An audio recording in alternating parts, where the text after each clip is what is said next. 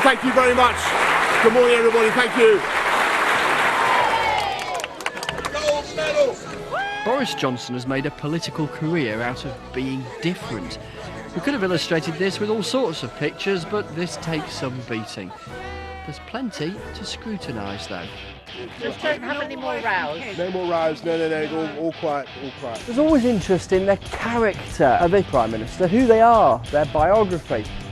How shall I put this? Mr Johnson has a colourful and complex private life, and he's rather coy about it. I've made it a rule over many years, and I think you've interviewed me loads of times.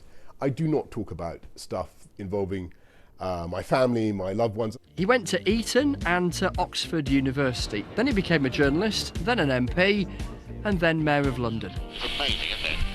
Let's stop Downing Street, Boris. It was probably when he was running the capital that he became one of the very few first-name politicians, someone referred to widely by just their first name. During his 8-year stint at running London, he talked proudly about cutting knife crime and a fall in the murder rate. But his critics point to a so-called Garden Bridge, a project that cost tens of millions of pounds of taxpayers' money and never actually happened. His successor cancelled it. Roll on to 2015 and he became an MP again, and then a leading voice in the Vote Leave campaign the year after. And that meant he and plenty of other Leave campaigners spent plenty of time stood in front of that red bus with its claim on the side that the UK sent 350 million quid a week to the EU. A claim that was, well, rubbish. Can we go forward to victory on June the 23rd? Yes, we can. After Leave won the referendum, David Cameron resigned as Prime Minister and Boris Johnson was poised to replace him. Until, well, he wasn't, because his campaign fell apart after Michael Gove withdrew his support. That having consulted colleagues and in view of the circumstances in Parliament, I have concluded that person cannot be me.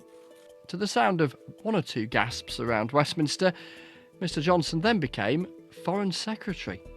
As the face of British diplomacy around the world, Boris Johnson was at the centre of the decision to expel Russian diplomats after the poisoning of former spy Sergei Skripal and his daughter in Salisbury. 29 other countries followed suit.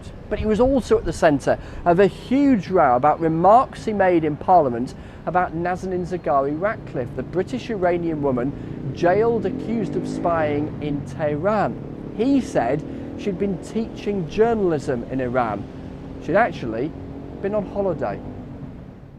Last summer, Boris Johnson resigned as Foreign Secretary over Theresa May's plan for Brexit. He reckons he's got a better plan. Delay means defeat. Delay means Corbyn. Kick the can again and we kick the bucket.